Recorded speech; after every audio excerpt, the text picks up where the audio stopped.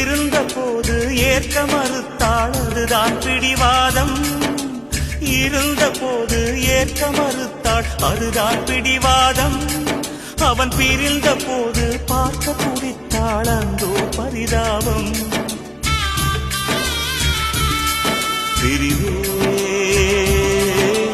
காதலின் தண்டனையா, காதல்